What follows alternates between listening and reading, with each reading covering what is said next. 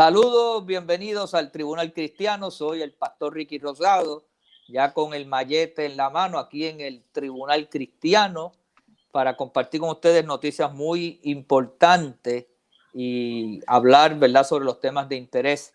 Recuerde que nos puede seguir en las páginas del Tribunal Cristiano.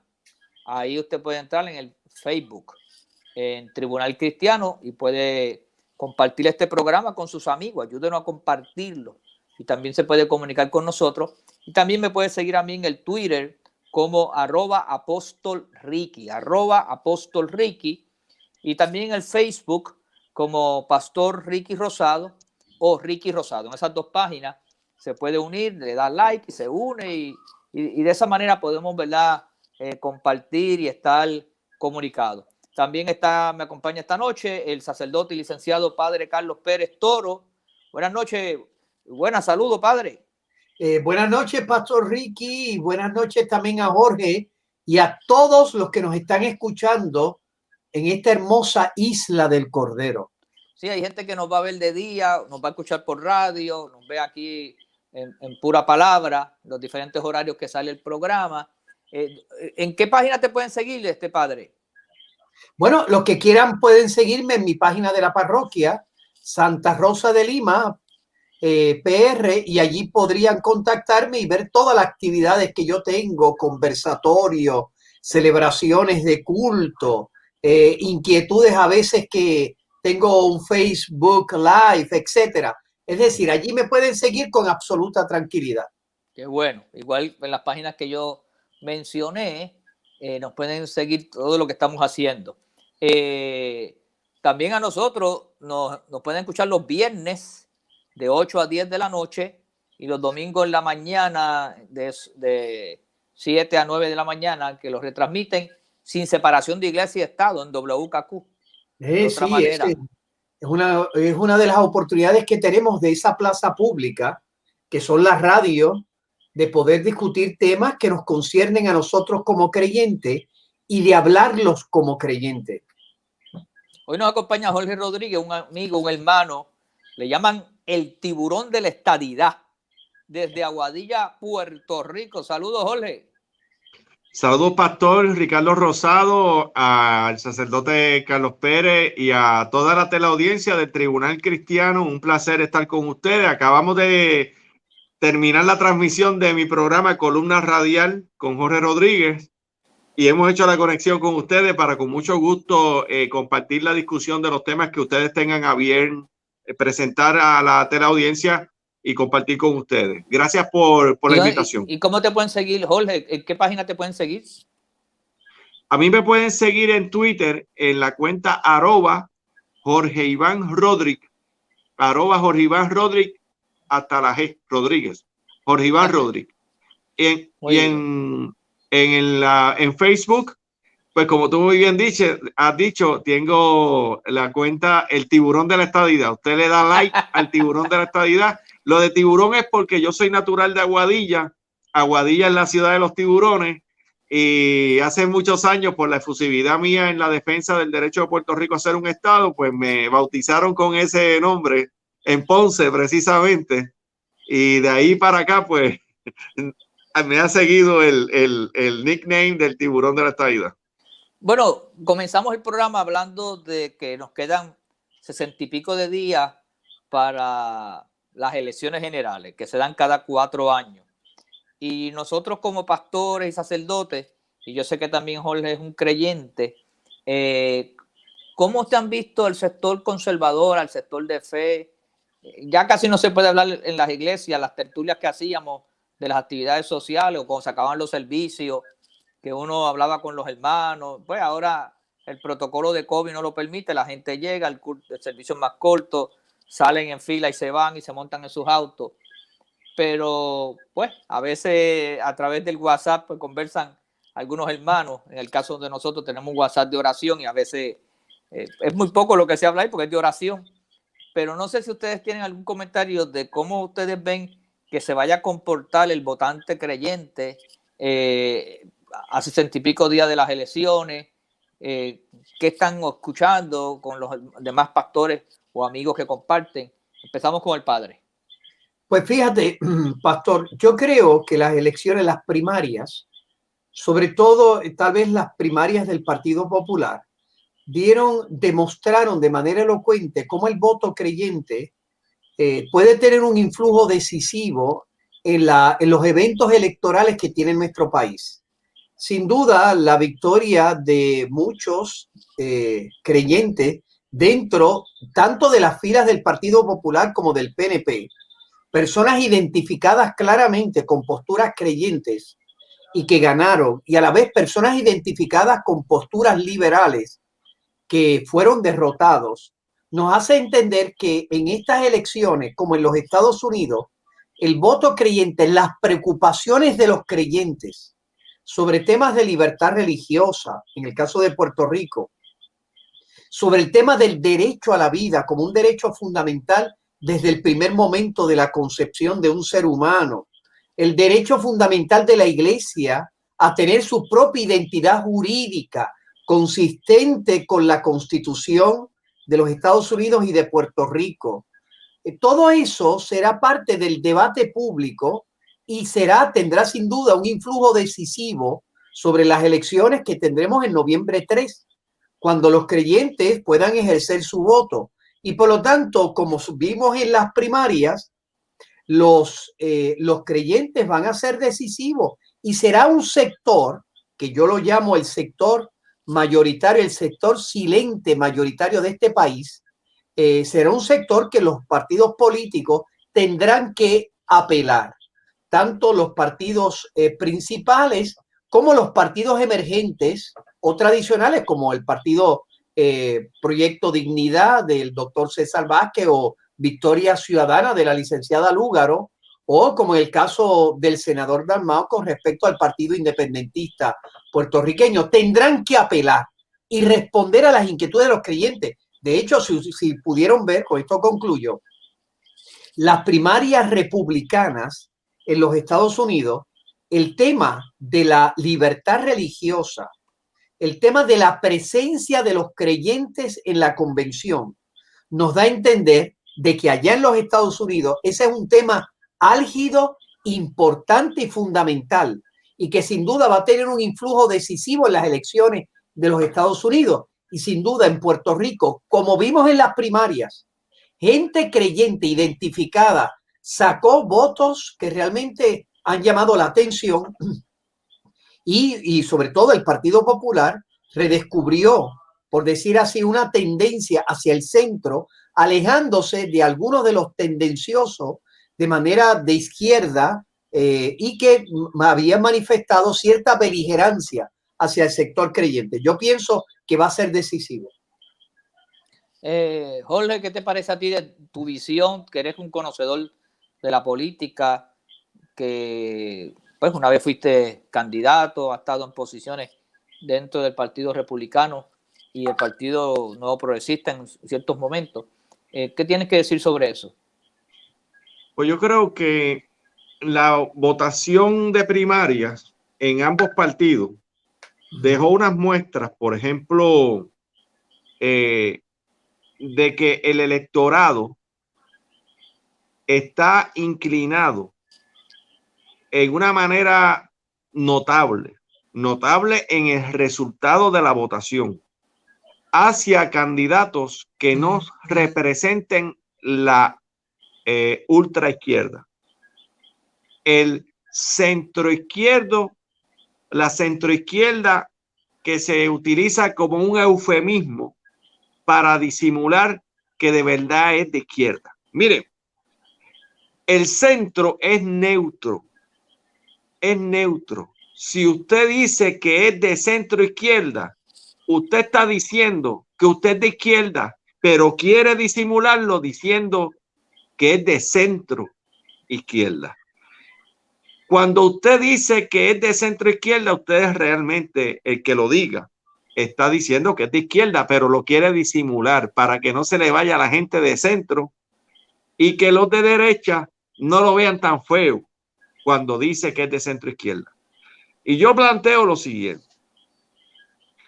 Hace una serie de años, las personas que militamos en el Partido Republicano Nacional hicimos un cuestionario, se trabajó un cuestionario a manera de encuesta científica, no sobre preferencia de candidato, sino sobre los valores del pueblo puertorriqueño a la búsqueda de determinar si el pueblo puertorriqueño es de valores conservadores o de valores liberales. Y resulta que el resultado de esa encuesta arrojó que el puertorriqueño, entre todos los partidos, sus valores son fundamentalmente conservadores y no liberales, no al libertinaje y no a la izquierda. Este pueblo no es de izquierda. Este pueblo podrá tener un sector importante de centro, pero es predominantemente hacia la derecha y no en la ultraderecha, en la derecha compasiva con aquel que no se puede defender, pero que también pretende de que la gente se gane las cosas trabajando y no a base de mantengo, sino creando empleo que permita que el ser humano crezca y progrese económicamente, en su estima personal y también espiritualmente, por esos principios guía que Dios nos dejó a través de las tablas de los 10 mandamientos que le entregó a Moisés. Y eso está clarito, clarito en el retrato del puertorriqueño. Siendo un paréntesis, Jorge, ya que tú eres área de Aguadilla, allá hubo unas situaciones de primaria bastante cerrada. No sé cómo quedó la situación de la alcaldía de Aguadilla, que estaba bien cerrada, si ya certificaron a la alcaldesa o no. No, okay. En este momento, lo que te puedo decir, pastor, es que la situación de Aguadilla está en 2 foros discutiéndose.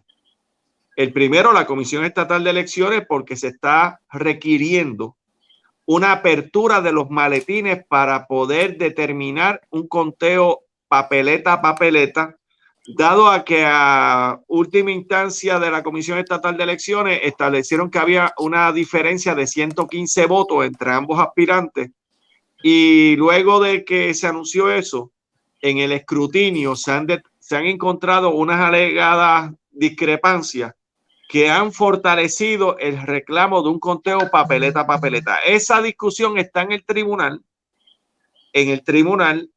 y ante la comisión propiamente. Así que Aguadilla no tiene certificado un ganador de la primaria en el PNP. Sí la tiene en el Partido Popular, pero no en el PNP. Y en el distrito, los que corrieron para el Senado, ¿qué ha pasado ahí, si sabes algo?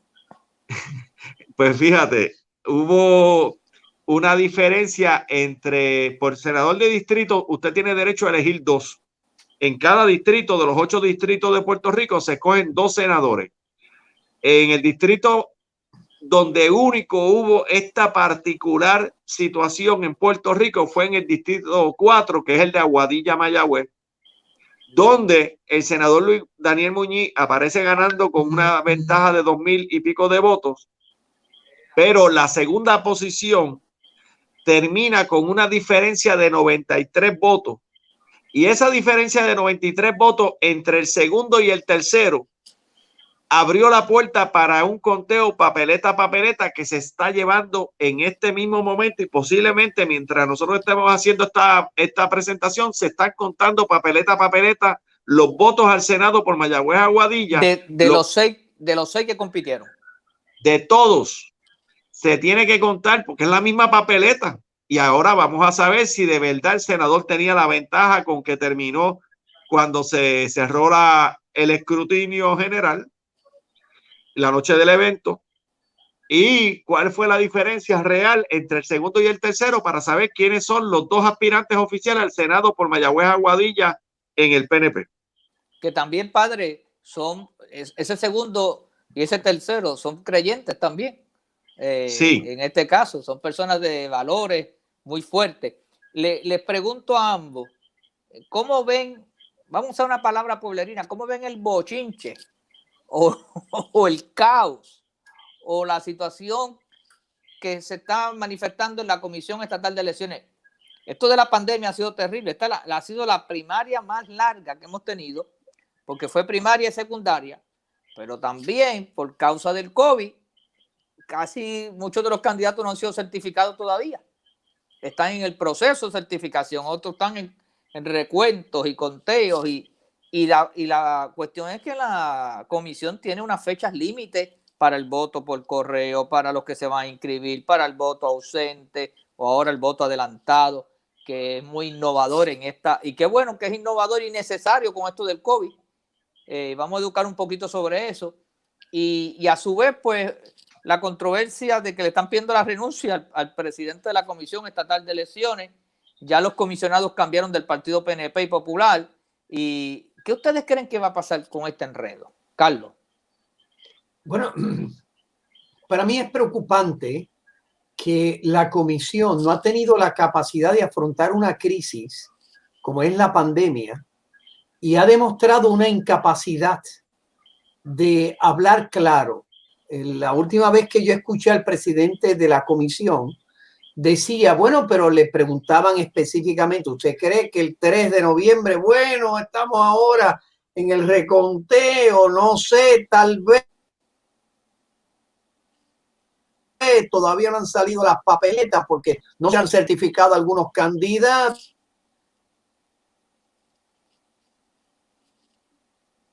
Parece que la señal al padre se le congeló. Pastor, yo tengo la Sí. posibilidad de contestar en lo que Padre Carlos completa su problemita con el internet. Sí. Y te puedo plantear lo siguiente. Carlos estaba planteando muy acertadamente del atraso en la impresión de las papeletas. En el día de hoy se ha anunciado de que se hizo el requerimiento para la impresión de la papeleta, pero que también hay que traer un papel desde Canadá a Puerto Rico para asegurar de que haya la totalidad de todas las papeletas impresas. Otro problema que hay, que la gente no lo está mirando, es que a raíz de que hay recuento papeleta a papeleta, a raíz de que no es un solo recuento, es que hay unas alegaciones por el atropellado proceso de primaria en los dos partidos, donde la Comisión Estatal de Elecciones fracasó en proveer un proceso limpio. Tenemos que la certificación oficial de los candidatos que van a estar en la papeleta no está saliendo con el tiempo que se creyó que se iba a tener, lo cual agrava la situación porque todavía no pueden imprimir la papeleta. Por ejemplo, ¿cuál papeleta? La de senador Mayagüez Aguadilla no la pueden imprimir porque todavía no se sabe quiénes son los primeros dos que ganaron en el distrito 4. No pueden imprimir la papeleta de alcalde de Aguadilla porque todavía no se sabe realmente quién ganó la primaria de alcalde de Aguadilla. No pueden imprimir, y usted se va pueblo por pueblo y se va a encontrar de que la Comisión Estatal de Elecciones tiene que clarificar esas dudas para luego emitir las debidas certificaciones y una vez hechas, entonces configurar las papeletas oficiales que puede mandar a la imprenta. Pero la gobernadora hoy le ha dado un ultimátum al presidente de la Comisión Estatal de Elecciones diciéndole que diga a tiempo que no puede hacer la elección el día 3 porque está atrasado y porque el proceso atropellado de esta primaria, que siempre tendrá un símbolo de interrogación sobre la credibilidad y pulcritud, se completa. Sin ánimo de tirarle la toalla al presidente. A la verdad que esto del COVID ha complicado, porque mira, ahí tuvieron que cerrar por 5 días, porque por lo del COVID. Están teniendo problemas en otros países para producirle los materiales, también por el COVID. O sea, que la realidad es que hay una incapacidad, pero también hay unos inconvenientes bastante complicados de superar. Porque mira, ahora mismo, esta primaria que era el 7 de junio, por el COVID, hubo que hacerla en agosto. Y eso, pues, ¿sabes? Yo no quiero justificar, pero también quiero que seamos conscientes que estamos en una situación bien adversa también. Sí, pero sobre el término del atraso en la fecha, el atraso en la fecha de la primaria es un factor que obra a favor de la comisión porque le dio más tiempo para no quedar mal, y la comisión, con todo el tiempo que se le dio adicional, quedó mal. Yo no creo que haya una sola persona en Puerto Rico que tenga plena confianza sobre la pulcritud de este proceso primarista. Que no tenga dudas, absolutamente ninguna duda sobre si eso fue bien hecho o mal hecho. Evidentemente fue mal hecho, porque usted fue el día de la primaria y no había papeletas, y hubo mucha gente que hizo fila de 8 de la mañana a 11 y pico del mediodía para votar, y se tuvieron que ir porque no pudieron votar. Y entonces el domingo siguiente, cuando regresaron, porque pensaron que le iban a abrir el colegio, porque dijeron que los iban a abrir el domingo siguiente, tampoco pudieron votar porque el Tribunal Supremo se allanó al acuerdo que hicieron en la Comisión Estatal de Elecciones los comisionados con el presidente de validar el periodo de 8 horas de votación donde se hizo, y que entonces se abrieran los colegios donde no hubo la oportunidad de las 8 horas. Y la gente que fue a la hora que decía la ley, y la ley decía que es de 8 a 4 de la tarde, de 8 de la mañana a 4 de la tarde, esa gente que fueron cumpliendo la ley y se la violaron, esa gente se quedaron sin votar. Así que nunca vamos a saber realmente si este proceso de verdad arrojó los resultados que verdaderamente estaban en el ánimo del pueblo puertorriqueño. Mira, adelante para que Carlos también participe. Mira, se fue a comer algo, a ver su cafecito, creo. Ya quisiera, parece que a veces estas conexiones son un poco inestables. Tienen la misma inestabilidad que la Comisión Estatal de Elecciones con el presidente que tienen y la situación. O sea, es increíble que por primera vez en nuestra historia, nuestra institución más importante, una de las instituciones más importantes de nuestra vida democrática, porque es el modo ordinario que el soberano ejerce su responsabilidad soberana, que es el pueblo. En este momento nosotros no sabemos si el 3 de noviembre se va a poder votar en Puerto Rico. Uno se imagina, o sea, yo no jamás, en todos los años que yo he votado desde los 80, nunca había yo sentido tanta ansiedad en el ejercicio de mi derecho al voto, ni en los momentos de crisis como fue Valencia, o incluso como fue después en la elección entre el doctor Rosselló y el licenciado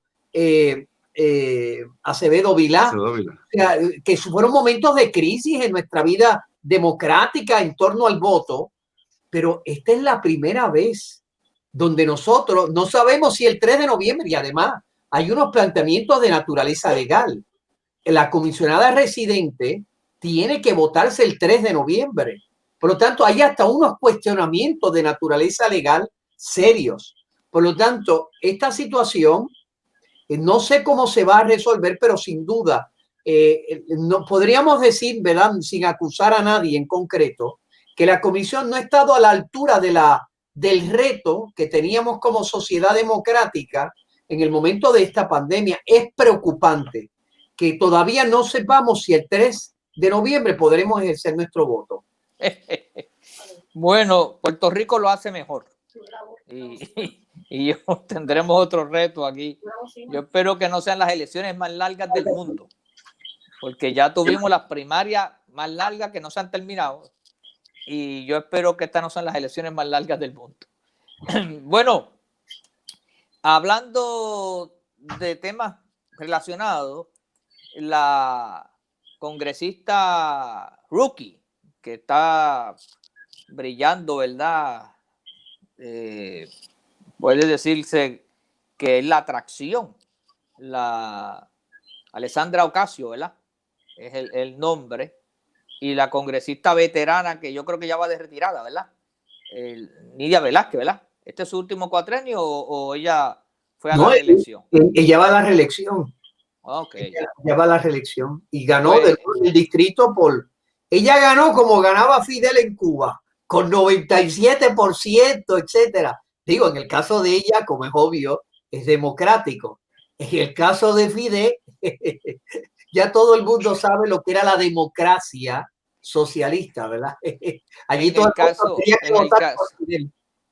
pero en este caso ya sometieron un proyecto de ley en la Cámara Baja con el propósito de que en Puerto Rico se pueda resolver con el aval del Congreso y el Departamento de Justicia y no sé quién es más, un proyecto de estatus. Y hablaron de que se hiciera una asamblea constitucional de estatus. Es algo que se ha venido predicando aquí por el Partido Independentista y algunos otros. ¿Y cómo ustedes ven este asunto? Porque aquí hay muchas cosas que se pueden ver.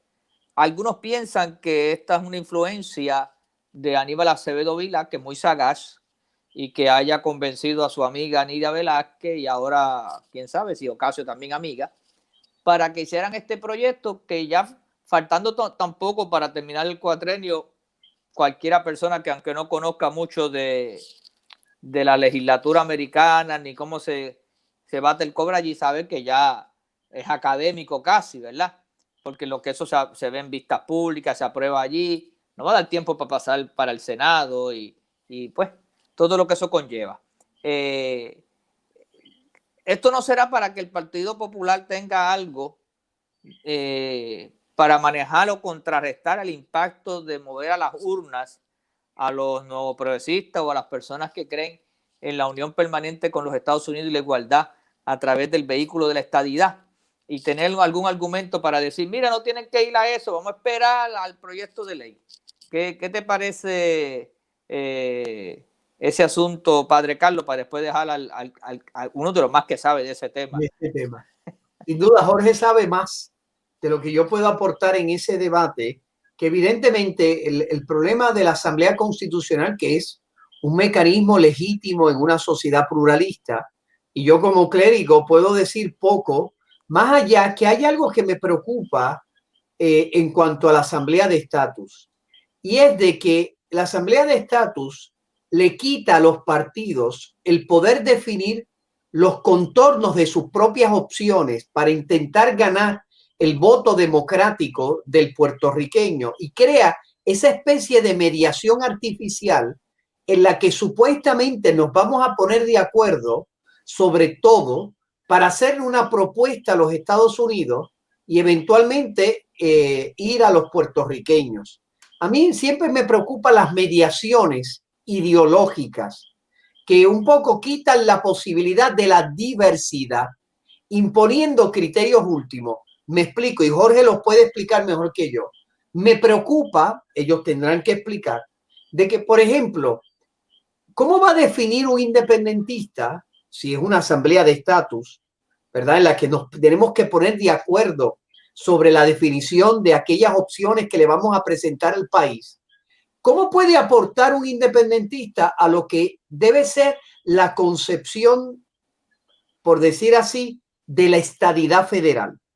¿O cómo puede por ejemplo, un soberanista interpretar o hacer o violentar, por ejemplo, la opción de la independencia? Es decir, estas especies de debates ideológicos artificiales a mí siempre me crean preocupaciones, porque ponernos de acuerdo sobre temas tan diversos, sobre qué es soberanía, sobre qué es la soberanía en la estadidad federal, dentro de un estado federado, cuál es la soberanía que propone el Partido Popular, que legítimamente tienen distintas opciones, o cuál es la soberanía de la independencia, y sobre todo unos temas que a mí me preocupan. Por ejemplo, el tema de la libertad religiosa. ¿Cuál va a ser el alcance? ¿Es el alcance estatutario federal, el alcance de las definiciones y de los contornos federales, o es la definición de libertad religiosa, por decir así, con una concepción de separación de iglesia y Estado, que es adelantar una agenda secularista, donde no quede espacio público para la libertad religiosa?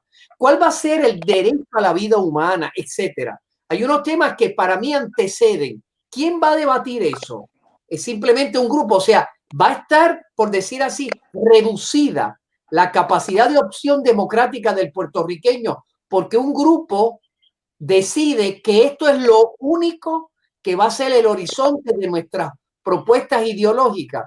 Eso es lo que tal vez me preocupa, ¿verdad? Como no soy ducho en la materia, pero en el debate de lo que lo he visto en los últimos años. Jorge, explícanos un poquito más, a ver cómo tú lo ves.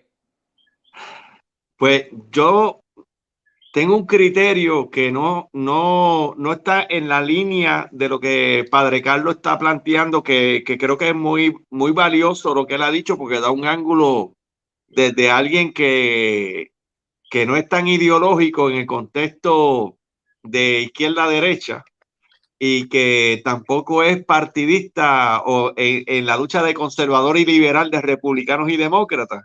Y le agradezco a él que haya planteado esa línea de discusión que es diferente a lo que yo voy a decir.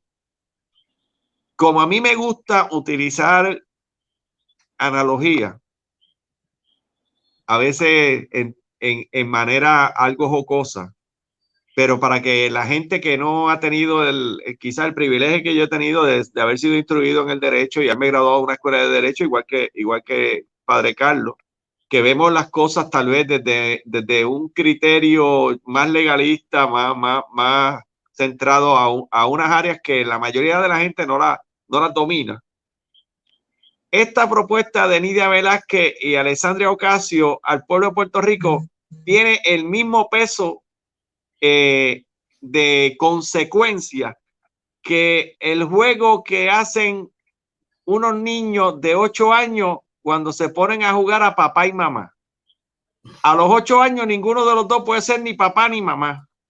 Todo es un esfuerzo que parece real, pero al final de cuentas todos sabemos que es mentira, porque es un juego fantasioso. El nene de 8 años no puede ser papá y la nena no es mamá. Juegan papá y mamá. Pues este juego de la convención de estatus con el misticismo que le han creado, que es una cosa misteriosa, que usted tiene que tener unos ciertos grados de entendimiento místico, jurídico, histórico para poder entender eso, porque lo han querido presentar así. Miren, es otro cuento de camino para coger de bobo a este pueblo. Lo primero, está claramente establecido jurídicamente, constitucionalmente por la Constitución de Estados Unidos, que quien puede cambiar el estatus político de Puerto Rico se llama el Congreso de los Estados Unidos con la firma del presidente. Aquí en ninguna asamblea constitucional se puede hacer ningún cambio de estatus. Pero va a decir, no, porque nosotros queremos hacer la asamblea, porque vamos a hacer una disertación nacional donde el pueblo de Puerto Rico va a autodeterminarse y va a establecer esa fórmula. Usted no puede ponerse a crear lo que el que tiene el poder de dar no esté dispuesto a dar. Los que tienen el poder de dar la independencia o tienen el poder de dar la estadidad, y quiero hacer una corrección breve, el poder de dar la soberanía separada o la soberanía dentro de la Unión, porque soberanía dentro de la Unión es independencia federada, que es la estadidad, y soberanía fuera de la Unión Americana es soberanía separada, que es la independencia, que es la República Separada de Puerto Rico. Solamente hay dos caminos para este pueblo. Si quiere algo permanente, con poderes políticos soberanos, lo único que tiene poderes políticos soberanos y es permanente es la estadidad, que está garantizado en la 10ª enmienda de la Constitución Federal, esa soberanía y esos poderes permanentemente, o la independencia, que es fuera de la Unión Americana. Pero aquí tenemos gente que dicen que son soberanistas, que dicen que quieren un ELA no colonial, no territorial. Miren qué dos criterios, no colonial ni territorial. Nosotros existimos en la Constitución Americana como territorio y ellos dicen que no lo quieren ni colonial ni territorial. Pues sí, las únicas dos formas de existir en la Constitución Americana es como un estado o como un territorio. Esos que dicen que quieren el ELA no colonial y no territorial no quieren la estadidad, no la están proponiendo. pues ya eliminaste una manera de existir en la Constitución Federal. La otra es el territorio y dicen que no quiere que sea territorial. Por lo tanto, están eliminando las dos maneras de existir dentro de la Constitución americana. Te quieren fuera. Y volvemos a los eufemismos. No hablarle claro a este pueblo y decirle que son independentistas, que son separatistas, que es la manera correcta, porque el separatismo le puede traer la soberanía a Puerto Rico. La independencia es un concepto más profundo. Y yo no creo que Puerto Rico podrá ser soberano y podrá estar fuera de la Unión Americana y podrá perder la identidad americana aquellos que acojan la ciudadanía de la República de Puerto Rico. Lo de la independencia es otra cosa que no necesariamente se garantiza la independencia con la soberanía fuera de la Unión Americana. Porque Puerto Rico hoy depende de sobre 20,000 millones de dólares que los separatistas no le pueden conseguir a este pueblo fuera del proyecto federal de ayuda al territorio americano de Puerto Rico, ayuda que este pueblo recibe porque es americano, no por ninguna otra razón. Todos los programas federales de ayuda social, inclusive los sobre 8,000 millones que ha liberado Donald Trump en los pasados meses, que incluye el cheque de los 1,200 a los ciudadanos americanos de todo el país, incluyendo a los de Puerto Rico, y que incluye los incrementos en pagos por desempleo y el Pandemic Unemployment Assistance, que se conoce con el nombre de PUA. Todo eso nos llega a nosotros porque somos americanos, natural born American citizens. Siendo el Congreso lo único que puede cambiar el estatus, lo que ha hecho Alexandria Ocasio y Nydia Velázquez es tirar una carnada para tratar de crear una expectativa falsa en alguna gente de que se puede tener un estatus de soberanía que no es colonial ni territorial, pero a la misma vez que puedes tener los fondos federales y ese paquete que recibe Puerto Rico de ayuda multimillonaria, las dos cosas a la misma vez, no se puede porque la Constitución Federal no permite eso. Lo más triste de todo es que muchos de los que plantean estas cosas, porque yo no culpo a Alexandria. Alexandria era bartender. No tiene instrucción en derecho. Y Nydia Velázquez tampoco. Pero hay gente que son abogados, que conocen el derecho y saben lo que el derecho permite dentro del orden constitucional y lo que no se permite. Y están prometiendo al pueblo de Puerto Rico cosas que no pueden existir porque la Constitución no las permite. La Constitución te permite dentro del ordenamiento constitucional americano tú existir como territorio, lo cual somos hoy, o como un estado soberano. Si tú quieres estar no colonial y no territorial, tú estás proponiendo la separación de Estados Unidos si no estás apoyando la independencia. Perdón, si no estás apoyando la estadidad. Y los que están proponiendo no colonial y no territorial no están hablando de estadidad. Están hablando de soberanía. Esos son los que dicen que son de centro izquierda, pero no te dicen que son de izquierda. No son honestos en decírtelo.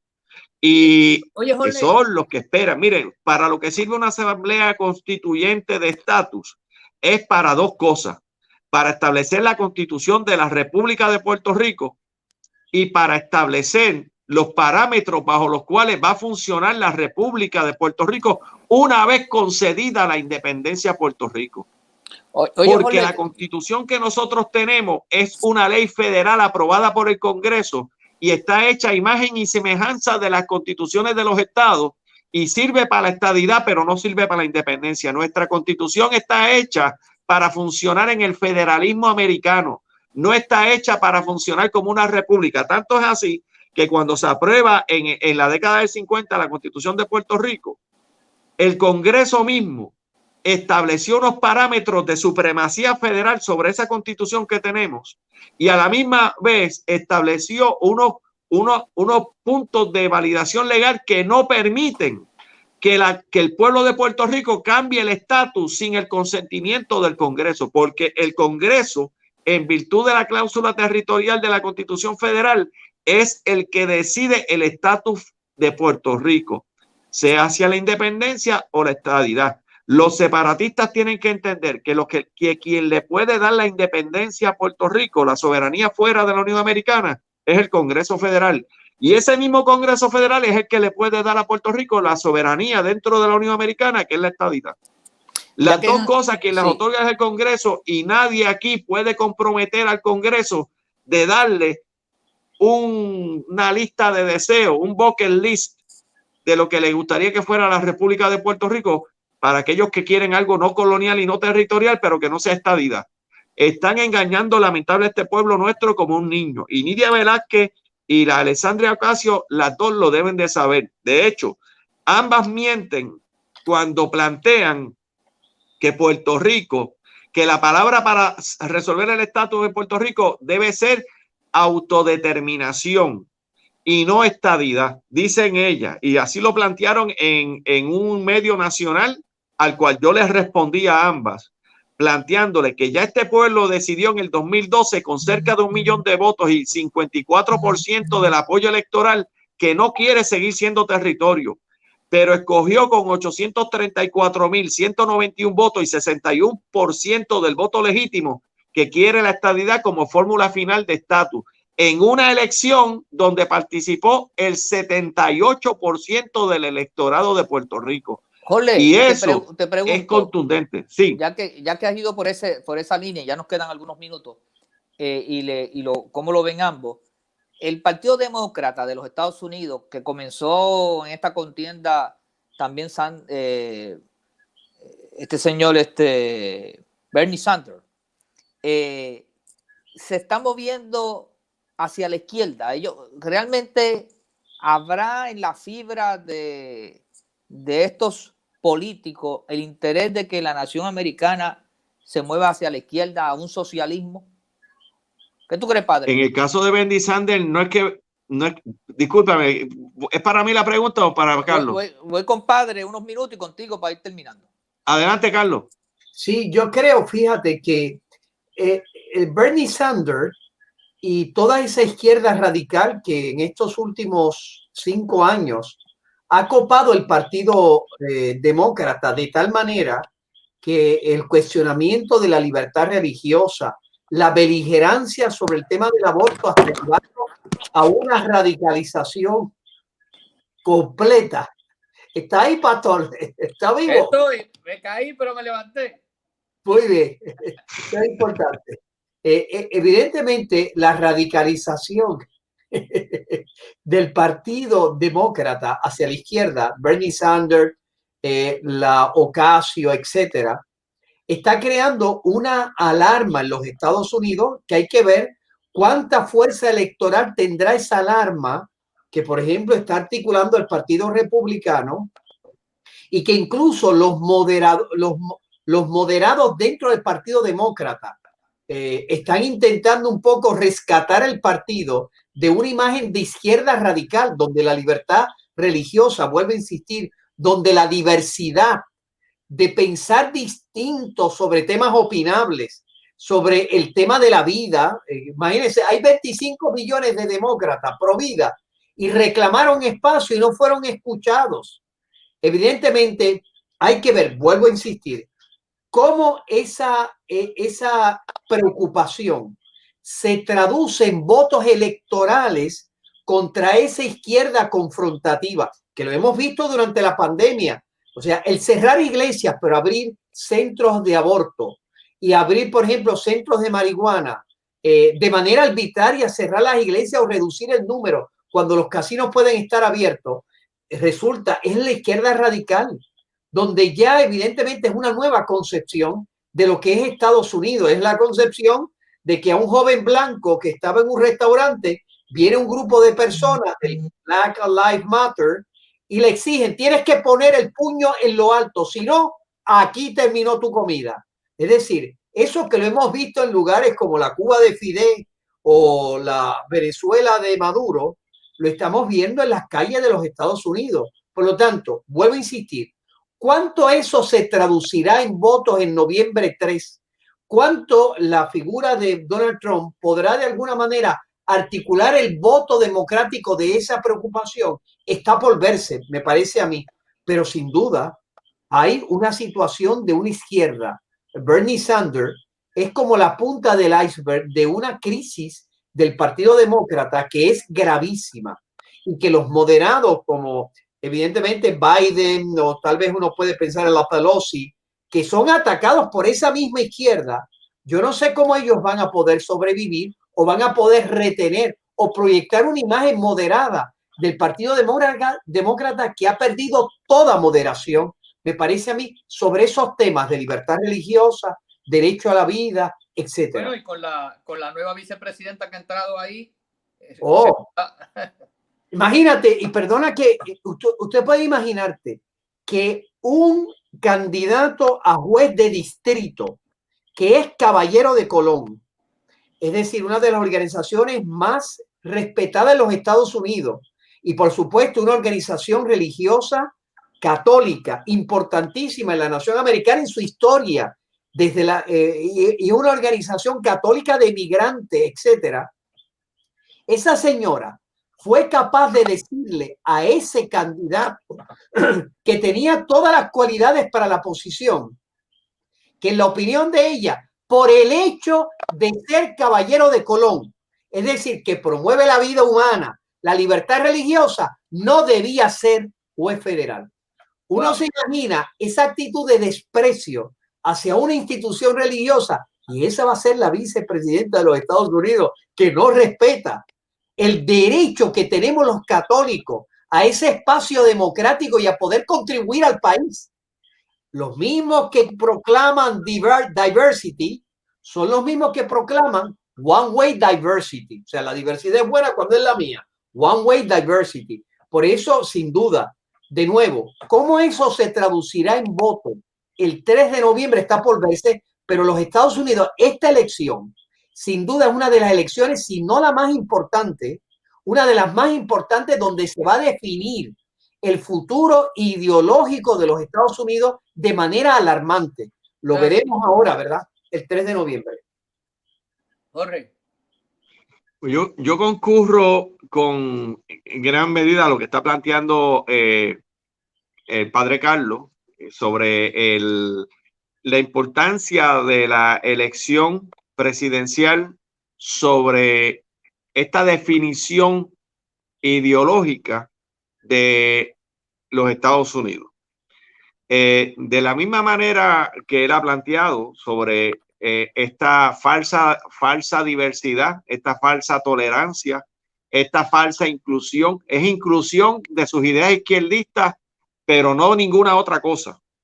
Es inclusión de su propaganda homosexualista, pero no ninguna otra cosa. Esa es la inclusión, esa es la diversidad, es la imposición del supremacismo, del izquierdismo y sus ideologías y ramas anexas con sus diferentes vertientes a contrapeso de los valores familiares, de la familia tradicional, del derecho a la vida, del derecho a proteger la vida y propiedad privada mediante el uso de un arma como lo consagra la Constitución de nuestro país en la segunda enmienda de la Constitución Federal.